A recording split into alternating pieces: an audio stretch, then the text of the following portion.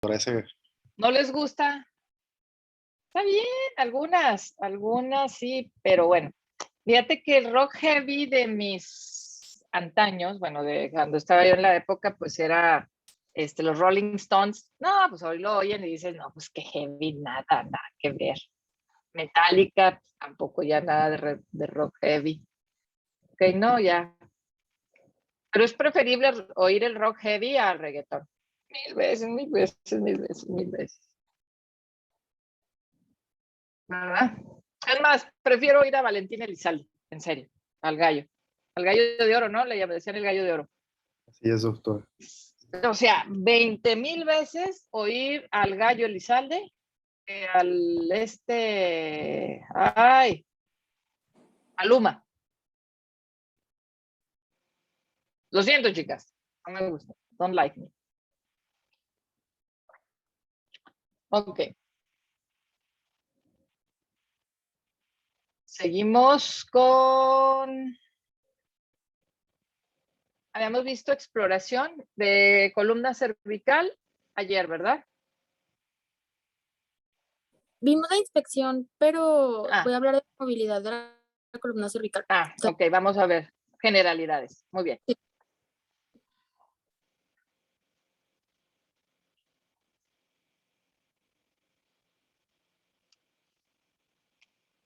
Es una antes, Diego.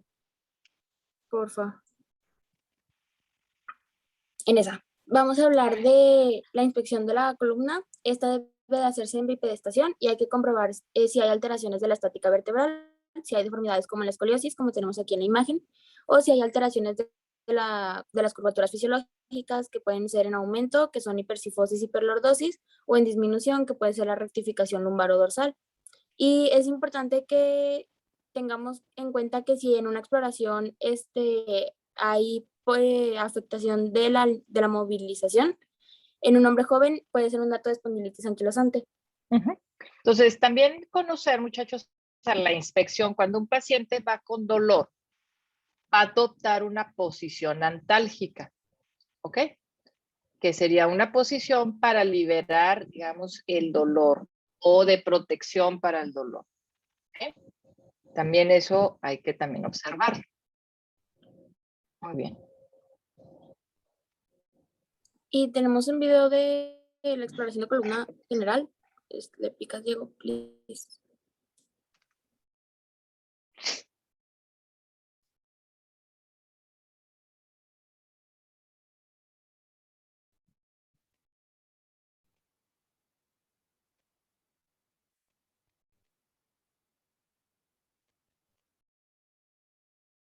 Paciencia, paciencia.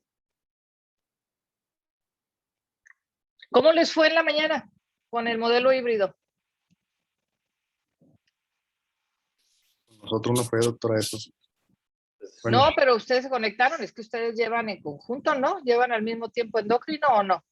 Sí, pero más o menos. Más o menos. pues es ¿No que es lo mismo? es lo mismo, Puedo optimizar. porque están exponiéndose una computadora en la escuela, es lo mismo que estar en la casa, Pues bueno. porque tampoco se pueden tantos en presencial. Eso fue la segunda mitad. La primera mitad. Ya. Pues bueno, está complicado, es muy complicado. ¿Se acuerdan que les dije? Es complicado, a final de cuentas. Pero bueno, seguimos. Muy bien. Columnas son los arcos de movilidad, ya vimos la inspección, y ahora sí vamos a ver los arcos de movilidad y cómo se exploran. ¿Sí? ¿Alguien no tiene modelo anatómico en su casa? Yo ahorita no los sé. tiene. Yo ahorita no. Solito. Solito lo voy a hacer. Vamos a hacer una rifa, Iñaki, ¿eh? A ver quién me sale. Seguimos. Vamos, Diego. La asistencia de limitación en los movimientos o la asistencia de dolor con los mismos. Primeramente valoramos la flexión y en este momento indicamos al paciente que se doble hacia adelante sin doblar las rodillas. Ya nos adelantamos en la columna lumbar. Este movimiento no solamente participa la columna lumbar, sino que también participa la cadera. De tal manera que lo más importante es observar cómo se va modificando la columna lumbar. Hacia arriba. Primeramente observamos que la columna es cóncava. A medida que se va flexionando se rectifica y finalmente observamos cómo se vuelve convexa. Esto ocurre en individuos normales. Si queremos determinar exactamente la movilidad del segmento lumbar, podemos realizar la prueba de Schober. La prueba de Schober consiste en marcar 2 puntos de referencia, el primero de ellos a nivel de L5. Para ello tomamos como punto de referencia L4 en la unión de las crestas ilíacas, más o menos un través de dedo 1 centímetro hacia abajo,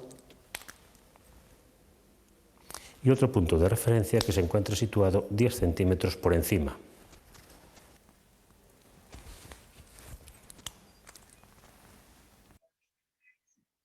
E indicamos al paciente que realice la flexión. En un individuo normal, la distancia, una vez flexionado, tiene que ser superior a los 4 centímetros.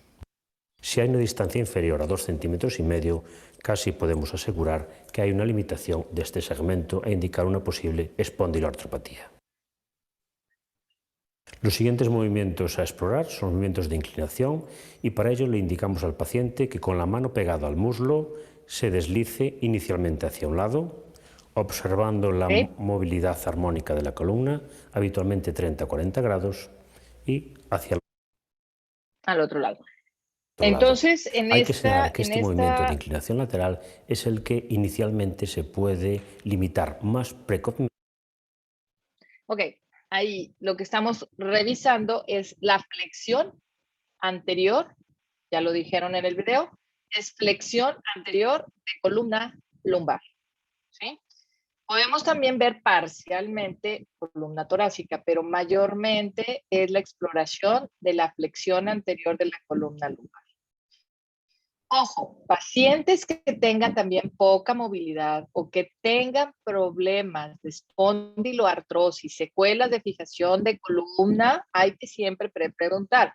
Un día me mandaron un paciente porque tenía una prueba de Schober de 2 centímetros, pero nunca le preguntaron al paciente que en su etapa de hace como unos 10 años había tenido una cirugía y tenía fijación. Entonces, pues obvio que va a tener un test de Schober positivo, pero fue por cirugía. Entonces ya le andaban colgando que tenía espondilitis y era lo que tenía, nada más es una secuela de cirugía. Pacientes también que tienen coxartrosis o alteración o secuelas o reducción severa de las articulaciones coxofemorales, no van a poder flexionar. Entonces, hay que utilizar otras maneras para evaluar la flexión anterior de columna. ¿Por quién está dada, muchachos? Es una pregunta que lo debemos de saber de anatomía. ¿Por quién está dada los movimientos de flexión? 1, ya revisamos los de flexión anterior. Y 2, flexión lateral. Ya lo vimos. Deslizando al paciente, generalmente lo ponemos así como se ve en el dibujo, bueno, en el video. En el muslo generalmente marcamos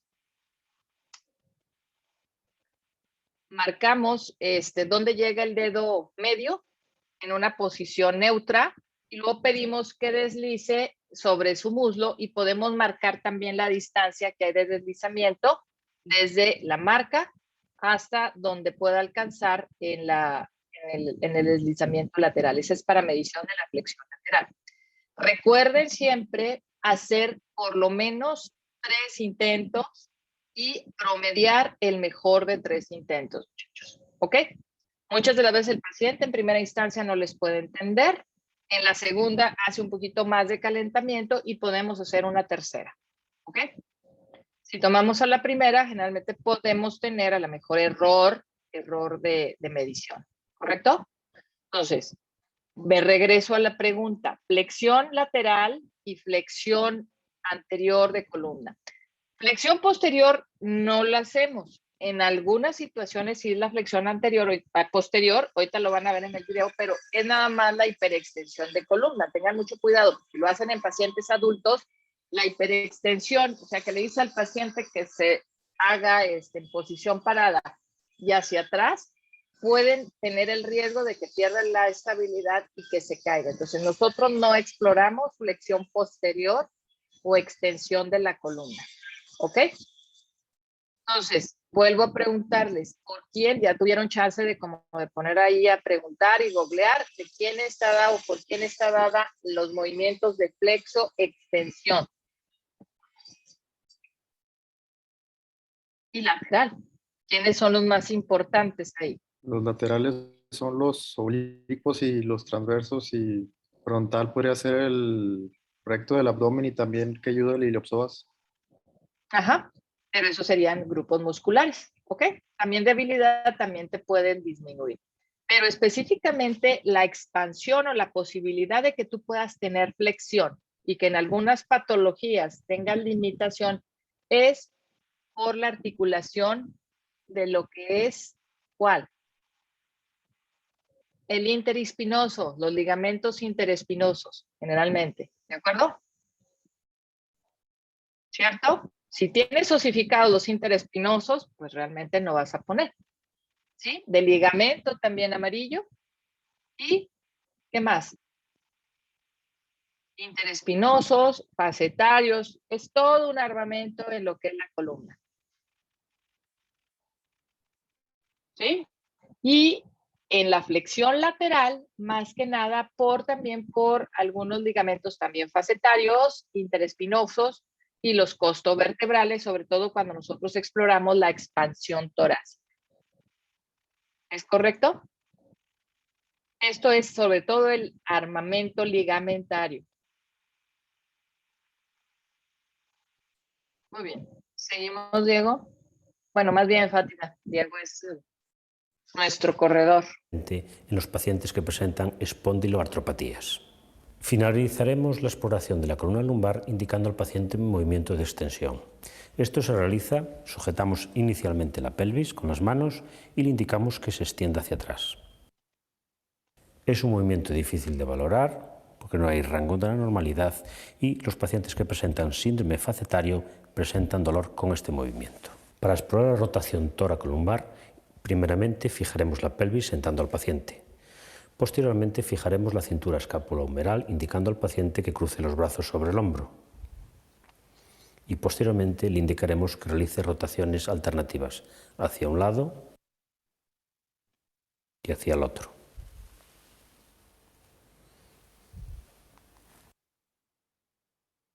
No hay un rango también, varios pacientes varían. Cuando hagan esa exploración, ¿qué estamos buscando? Tenemos que saber qué es lo que estamos buscando.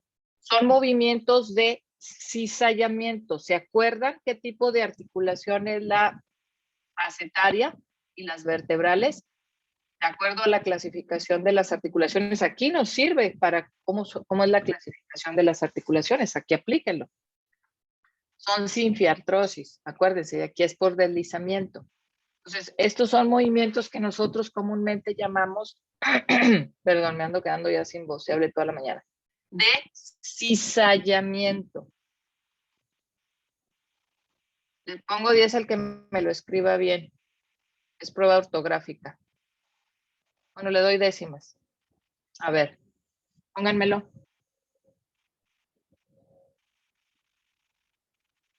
Excelente. ¿De cuánto estamos hablando? Era para ver cómo andaba su ortografía. Muy bien. No, ustedes ganan el Kahoot. Luego les voy a poner un examencito en el Kahoot. Ya se acerca. Oh. Ok. Muy bien.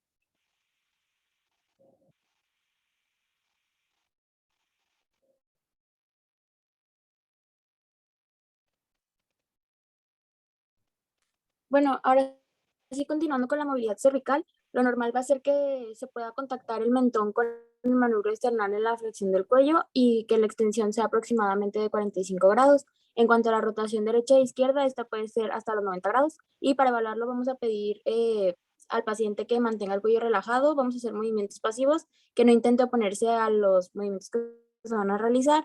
Y se va a colocar la mano izquierda sobre la cabeza del paciente y la derecha debajo del mentón. Y se va a realizar el movimiento de flexión, extensión, rotación y lateralización. Le das a la que sigue. Ahorita está también un video específico de la columna cervical. Y para Sí, evaluar la perfecto. fuerza, vamos a hacer maniobras de contrarresistencia. Se va a valorar la musculatura flexora, la extensora, el esternocleidomastoideo y el trapecio. En la musculatura flexora se va a colocar la palma derecha del paciente sobre la frente y se le intenta flexionar el cuello mientras el paciente va a intentar flexionar el cuello mientras se opone al movimiento del explorador. Y en la extensora colocamos la mano izquierda sobre la región occipital y pedimos al paciente que extienda el cuello mientras nos oponemos al movimiento. Para valorar el esternocleidomastoideo, le pedimos que voltee la cabeza mientras nos oponemos con la mano apoyada sobre el maxilar inferior del mismo lado. Y en cuanto al músculo trapecio, hay dos formas. Se pide al paciente que levante un hombro, luego el otro y los dos a la vez. Y o en movimiento pasivo, que sería colocarle una mano sobre su hombro y le pedimos que lo levante y oponemos la resistencia. Ujú. Muy bien. Esto es para evaluar la fuerza de la cintura escapular, ¿de acuerdo? Y patologías que pudieran llegar a afectar los flexores del cuello. Muy bien.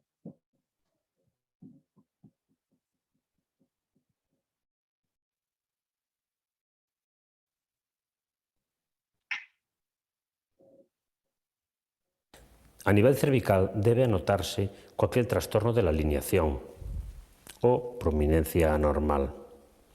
Hay que palpar las masas musculares buscando contracturas y palpar las apófisis espinosas buscando puntos dolorosos. Como lugar de referencia, el nivel superior de la laringe identifica la vértebra C4 o C5. La inspección de la columna cervical comienza con el estudio de los movimientos, prestando especial atención a limitaciones en el mismo o la provocación del dolor. Iniciamos con una flexión, diciéndole al paciente que toque con el mentón el pecho. Estudiamos la extensión, indicándole que mire hacia arriba todo lo que pueda. Posteriormente, movimiento de rotación, indicándole que con el mentón intente tocar cada hombro alternativamente. Y finalmente, inclinando el cuello lateralmente con la oreja hacia cada hombro.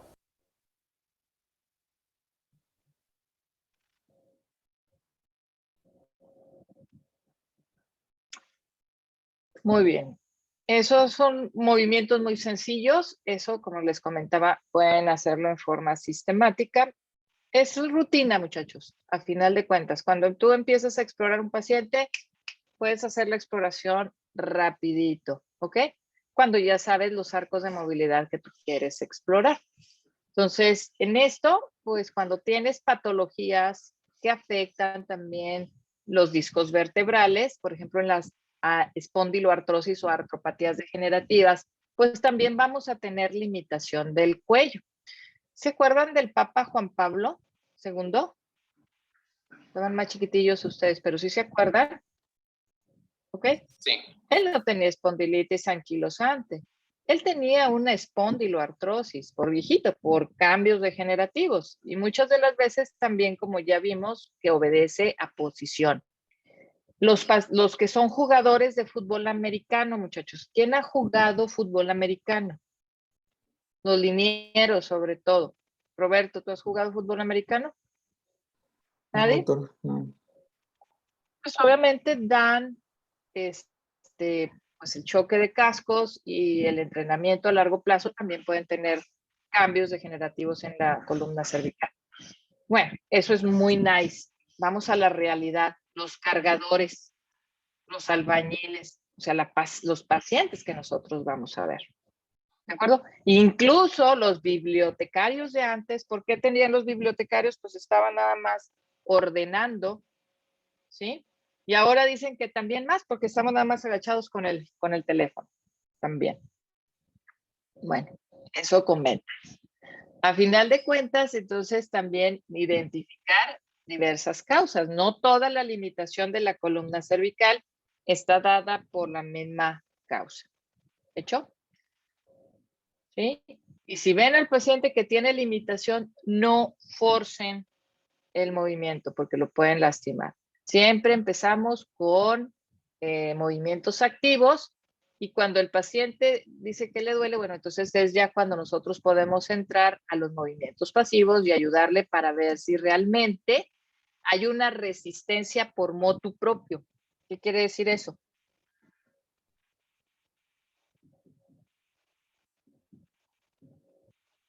Pues que el paciente no quiere mover o no puede, ¿ok? Hay pacientes que le dicen o no entiende la indicación. Son bien diablos los pacientes, ¿eh? Son bien diablos. Por ejemplo, ay, me duele la cadera, ay, es que mire, no puedo extender la rodilla. No, mis muchachos, ay, no. De veras, son bien diablitos. Entonces, ya es cuestión de técnica. Tú le dices, a ver, flexione la rodilla, flexione el hombro, bla, bla, bla. Ay, no, mire, cómo no puedo. Y es cuando les digo que empiecen a explorar el lado sano, empiecen a platicar con el paciente. Cuando tú platicas con el paciente, pues no puede poner atención a lo que tú estás platicando y en lo que estás haciendo, ¿verdad? Entonces, es tip. Cuando un paciente les diga que no puede mover y que tú veas que realmente o crees que te está mintiendo, ¿qué vamos a hacer? Empiecen, exploren el lado sano y dicen, bueno, déjeme ver cómo anda el bueno. Exploran el lado bueno, saquen plática, distraigan al paciente y podemos nosotros empezar a explorar. No, muchachos, se llevan uno muchas sorpresas. ¿Ok? Pero tienen que ser muy cautelosos. ¿Sí? Y eso se llama colmillo, que se da con la práctica clínica. ¿Sí?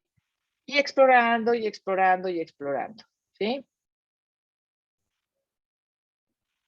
Algunos médicos les van a decir, es el colmillo clínico o es la experiencia clínica. Muy bien. Como cuando le mientes a tu mamá, ¿verdad? Y tu mamá dice, ya sé dónde viene. Muy bien, seguimos, muchachos. Bueno, Relax. continuando con la inspección de las crestas ilíacas, esta se debe de revisar que estén a la misma altura, ya que si están a distinta altura, esto podría indicar una coxopatía avanzada o dismetría de las extremidades.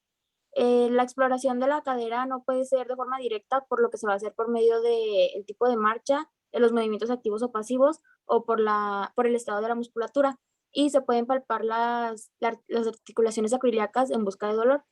En cuanto a las deformidades de rodilla y alteraciones de la estática del pie, la rodilla se va a revisar por anterior y posterior, de preferencia con el paciente de pie, y se van a buscar deformidades como sea en valgo o en varo, o también atrofias en la musculatura, como es una atrofia del cuádriceps que indicaría una patología crónica ya de la rodilla.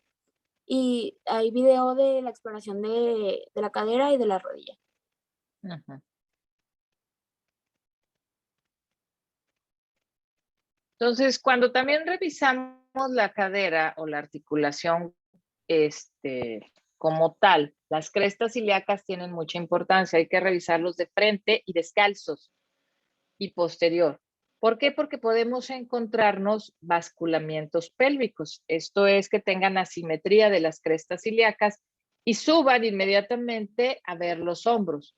¿Por qué? Porque hay asimetrías o basculamientos compensados. Y esto está dado por escoliosis. Eso ya lo vieron en traumatología y ortopedia, sobre todo cuando hablan de problemas de escoliosis. Muy bien. Seguimos. Vamos a ver la exploración de la cadera. La cadera, el rango de movimientos también, nosotros sabemos que es una articulación acetabular, pues podemos saber cuántos son los rangos de movimientos. Los movimientos básicos que son flexión, extensión que se da hacia atrás. Es un poquito más difícil de explorar la cadera. Generalmente siempre empezamos con la exploración con los movimientos que no requieren voltear al paciente, que se pueden hacer en una sola posición, sobre todo en posición supina o vientre para arriba. ¿Ok? Y ahí hacen la exploración rápida y posteriormente hacen la extensión. La extensión no la vamos a revisar con el paciente acostado. Muy bien. Seguimos con el video.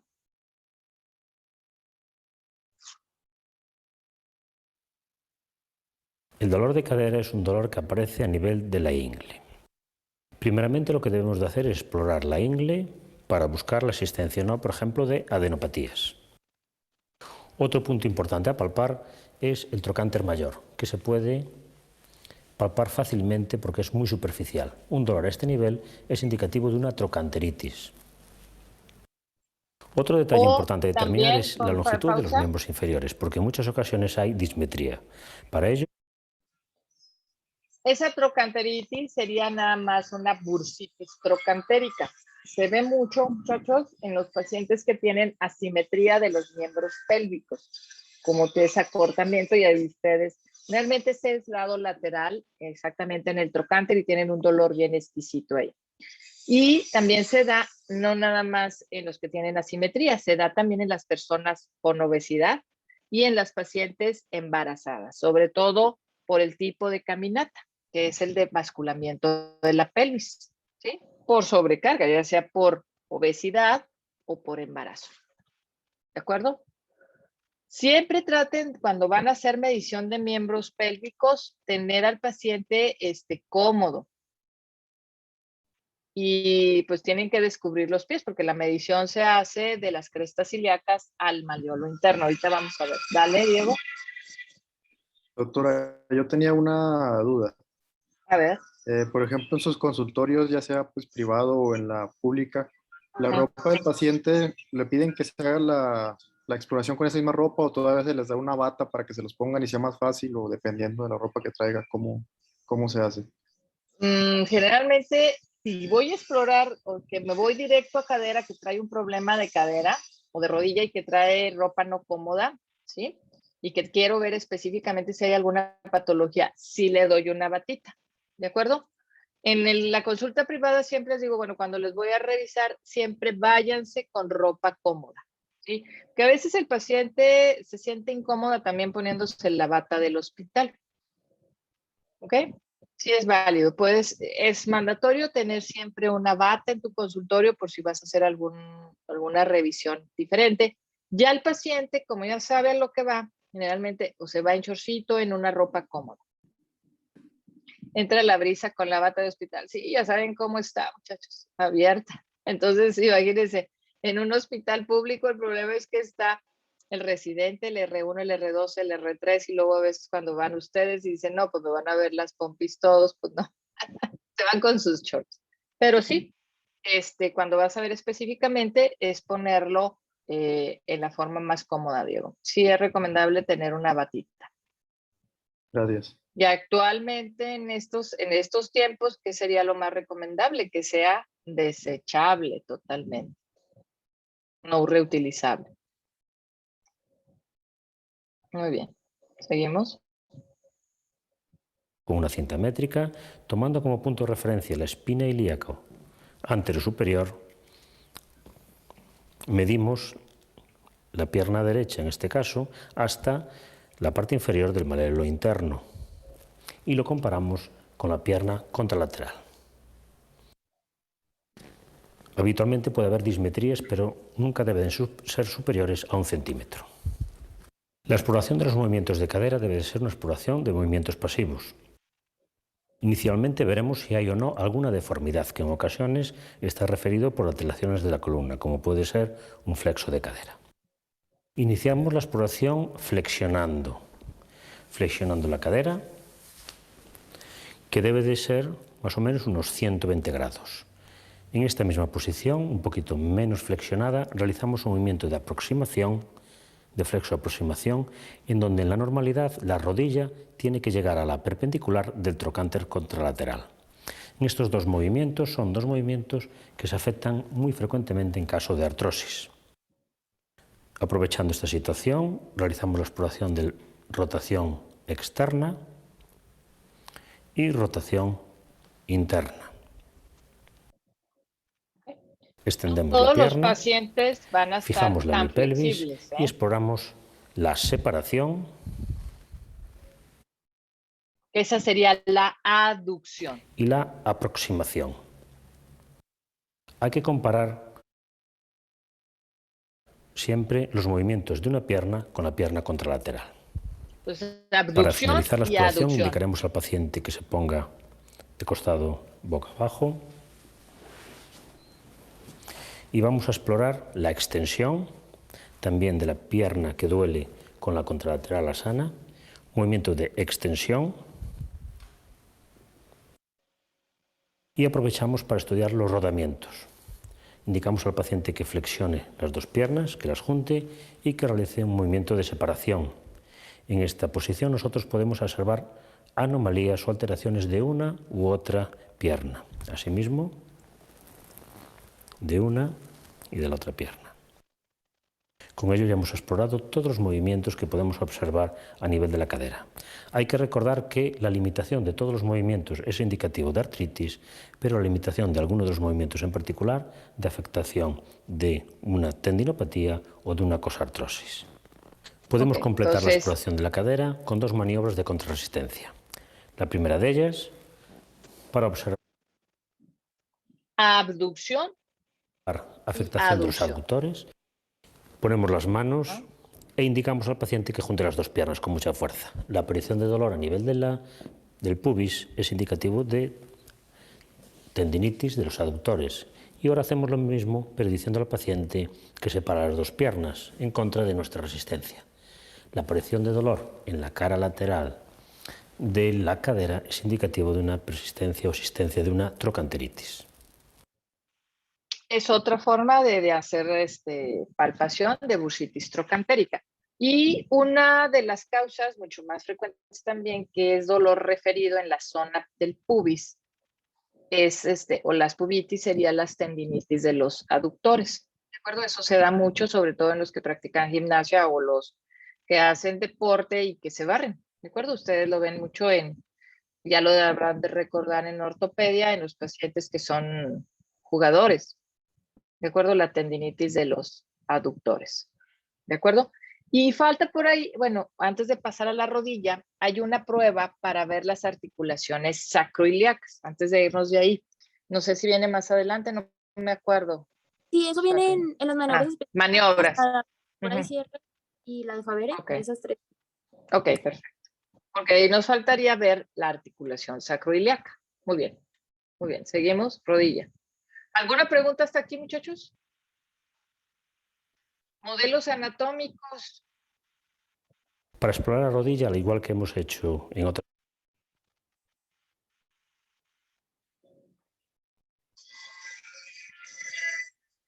articulaciones, exploramos la pierna sana y la pierna enferma.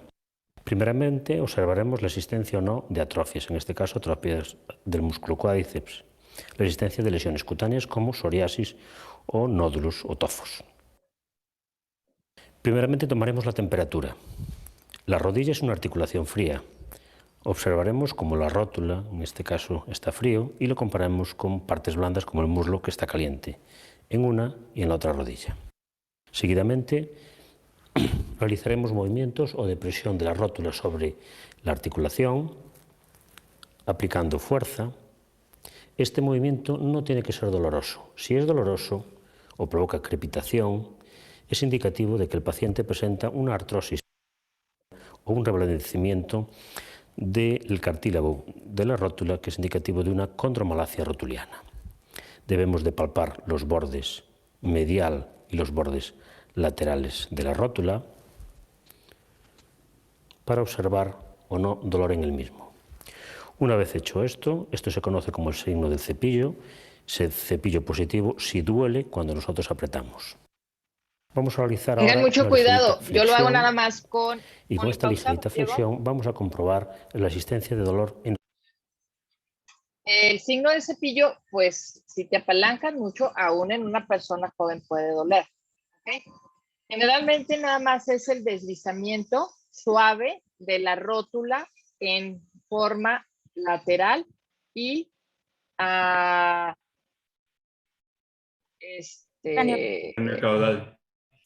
cráneo caudal o distal proximal o proximal y distal, ¿ok? Con lo de la rótula.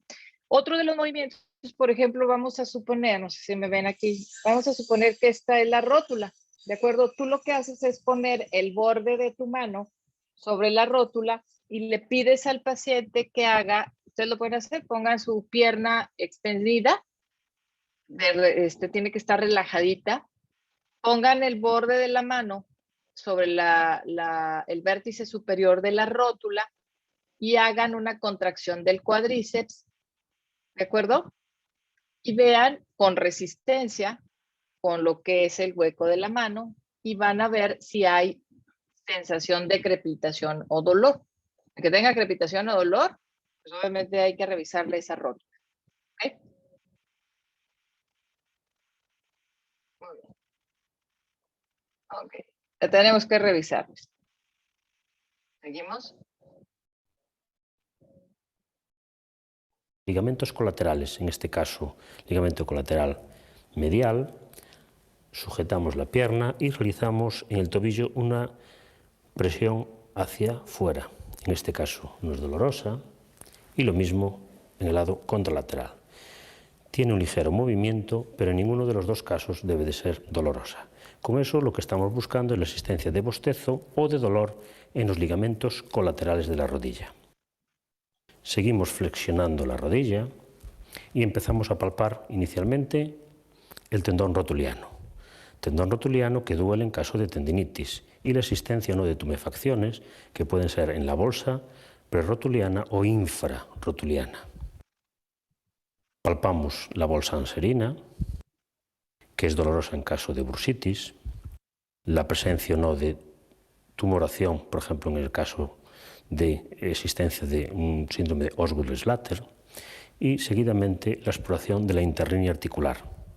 Comenzaremos con la exploración de la interlínea interna, intentando provocar dolor en la misma, que sería bastante indicativo de existencia de una meniscopatía, fundamentalmente si aparece el dolor en la parte anterior de la misma, y posteriormente de la interlínea externa. Continuaremos explorando si no hay dolor con flexión total de la rodilla que debe de tocar el muslo.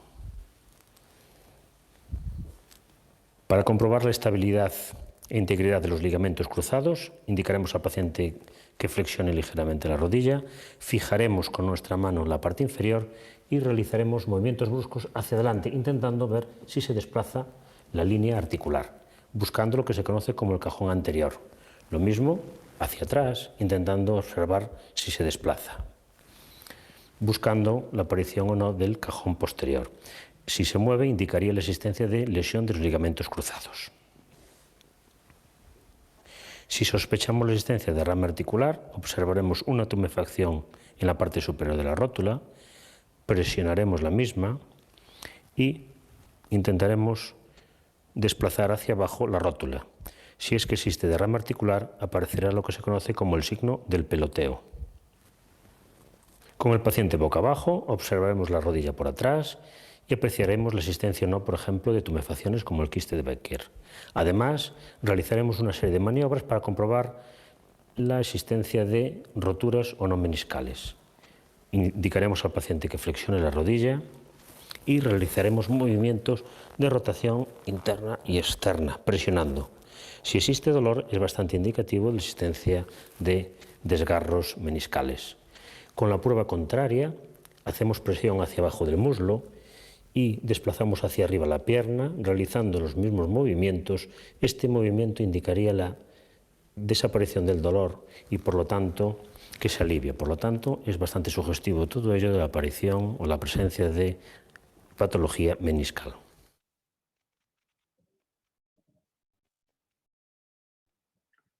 Muy bien.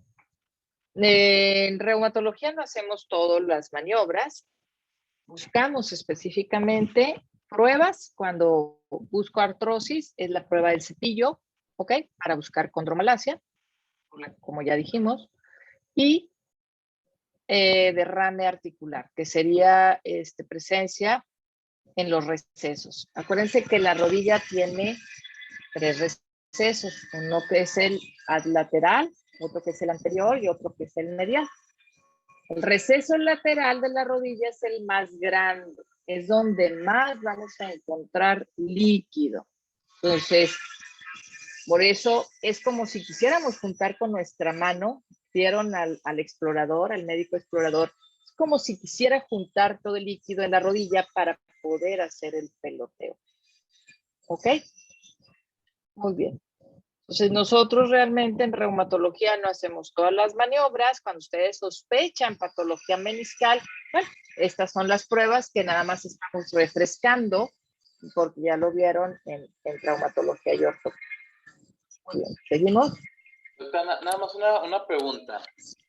Por decir un paciente que tuviera alguna deformación en la rodilla como las que están ahí, ¿eso a la larga le afectaría provocándole dolor ya cuando tenga edad avanzada o no afecta en nada?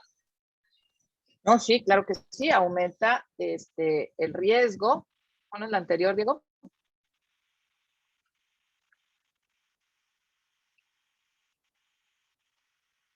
Porque tú modificas el ángulo de carga. Nosotros podemos ver estas tres modalidades de tipo de rodilla. Y hay otra que es la torsión tibial, es diferente. Entonces, el varo, tú no tienes una carga equitativa. Acuérdense que la característica del cartílago y los meniscos, pues definitivamente el cartílago puede equiparar las cargas, es desplazable. Sin embargo, por mucho tiempo, cuando tú tienes un aumento de la carga persistente hacia una sola zona, ¿qué va a pasar? Por ejemplo, en los pacientes que tienen varo, ¿cuál va a ser el lado o cuál va a ser el compartimiento de la rodilla que va a tener mayor riesgo de reducción y de mayor riesgo de lesión del menisco? ¿El lateral o el medial? Medial. En un varo, en un genovaro, el medial. Entonces, el medial es el que va a tener una mayor reducción y mayor problema, sobre todo de degeneración meniscal, lesión meniscal y de cartílago. Okay. Ahora, al contrario, en valgo, ¿cuál es el compartimento que más va a doler y que más vamos a tener carga y que va a tener más proceso degenerativo a largo plazo? Lateral. Porque no tienes nivelación de cargas. Lateral. Lateral. El lateral, así es, en diversos grados, ¿ok? Siempre por eso es la inspección de lo que es los ángulos de la rodilla. Y hay otra inestabilidad también que es el geno recurvatum. Y ese también tiene mucho que ver cuando tienen también ahí hacen lo que se llama también como rótulas altas. ¿Por qué? Porque tienes una hiperextensión de la rodilla. ¿Ok? Muy bien. ¿Alguna otra pregunta? ¿Duda? No, claro, muchas gracias. Doctora, a mí, ¿por qué en el geno valgo la limitación estaría en el lado medial? Sí, el que no se está sobre... Lateral. Lateral. Ah, ok. En valgo lateral. ¿Sí? Compartimiento lateral o fémoro tibial lateral. Acuérdate. La rodilla, ¿cuántos compartimentos tiene? 3. Fémoro, tibial, lateral y medial. Y atelofemoral. ¿Ok? ¿Sí? En varos al revés. ¿Cuál es el lado que más se afecta? Aquí te lo tiene. De acuerdo, que está más cerrado, a final de cuentas, es el medial, el femorotibial medial. Y en valgo es el femorotibial lateral. ¿Sí? Es juego de palabras, nada más.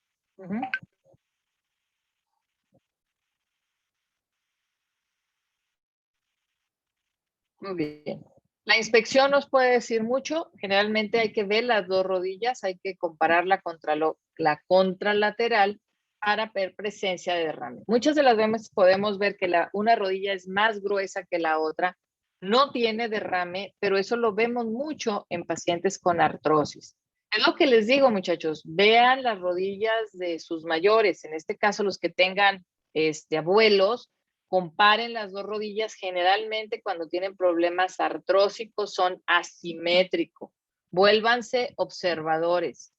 Levanten los ojos y vean a todo lo que es pues, la gente con el ojo clínico. Es la única forma. Si no, no van a poder diferenciar. ¿Okay? Muy bien, chicos. ¿Qué